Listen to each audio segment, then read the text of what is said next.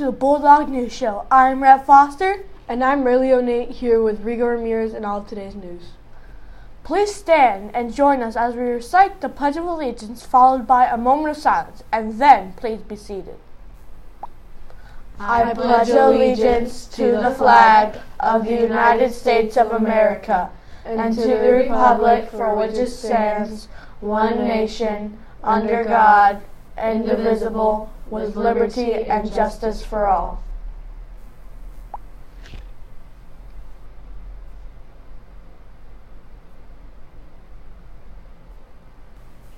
Just a quick change. The Perfect Attendance Luncheon that Ms. Rollins handed out the tickets for yesterday to the students announced on the news show, that luncheon will be from 11 to 12 in room 343, that room that's connected to the Media Center, and Ms. Rollins will be there to greet you.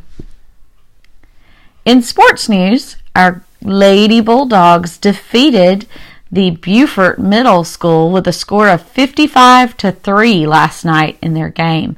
It was a huge win for the Lady Bulldogs. Our boys team lost 58-24, but they showed great teamwork, and Gavin Sear was a high scorer with 15 points that he credited to the game. Congratulations, guys, on playing a great game last night. Lady Bulldogs, congratulations on your win. We look forward to the game coming up Thursday night. Boys soccer time trials are being held today and tomorrow at 4 p.m. The soccer skills portion of the tryouts are coming up next week, Tuesday and Wednesday on February 4th and 5th. Here are some pictures of the students that participated in the Beaufort All-County Orchestra. Students were chosen because they were high achieving in their orchestra class. Students that participated are Rebecca Wan, 6th grade, Aiden Harvey, 8th grade, Sarah Lazier, 8th grade, Noah Wasserman, 8th grade. Congratulations. Physical forms and athletic packets for boys soccer need to be turned into Mr. Kenyon by Friday, and baseball forms and athletic packets for baseball need to be turned into Mr. Gossett also by this Friday. On Thursday evening, the Lady Bulldog basketball team and the boys basketball team will face off against Hilton Head Middle at 5:30 over at Hilton Head Middle School. Plan to go over this Thursday and support our teams. In mixed media art, Miss Morris's art students studied the life and works of Vincent van Gogh. For the next several days, we will get to know Van Gogh, the man who changed the game of post-impressionism and modern art. Theo wrote to Vincent to tell him about a new style of painting in Paris called Impressionism.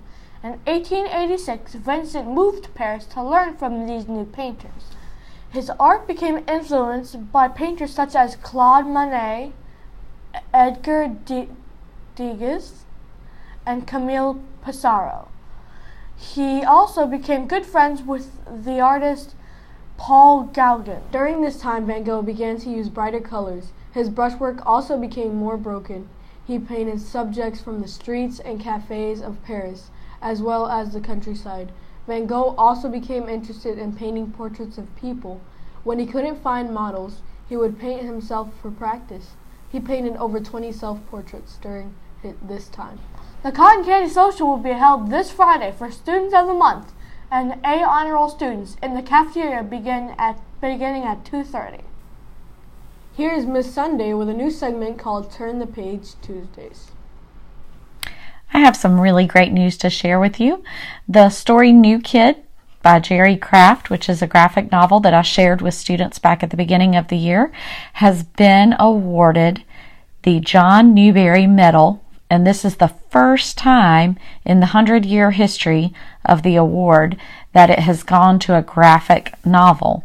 Some graphic novels have gotten a Newbery honor, but this is the first time a graphic novel has been awarded the Newbery Medal. So what a great read. If you haven't yet checked out this book, it's an awesome one. We've got several copies of it, and I encourage you to get into the library and get on our waiting list for New Kid. It's well worth it. The book I'm going to share with you today for Turn the Page Tuesdays is called Small Spaces, and there's a lot to discover in this beautiful cover of the book. As you read through it, if you'll go back and look at the front cover of the book, there's so many little details that are woven throughout the story.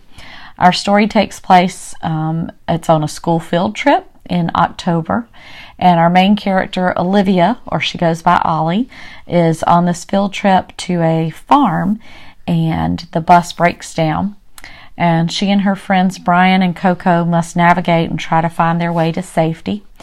It all began earlier in the book when Olivia had stumbled upon this old woman at the creek bed, and the old woman was trying to get rid of a book and flush it downstream. And she warns Ollie that keep small spaces, or just see what happens to you. Just see.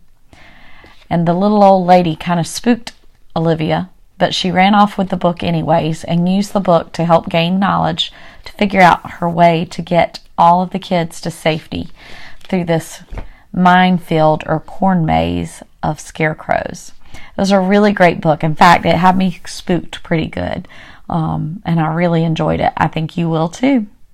I hope you'll check this one out, and have a great week. Good morning, Bulldog Nation. My name is Emily Henderson. And I'm Ashley Zito, and we are the former 7th grade representative and treasurer of our student council. We are holding a student council interest meeting this Thursday at 8:20 in Mr. Gossett's classroom. Everyone is welcome to come regardless of experience or desire to run for office. There's no commitment, and the meeting is open to everyone. We hope to see you there. Join us at our Valentine's Dance, Sweet as Candy, on February 7th from 6 to 9. The cost is $7 admission from 6 to 9.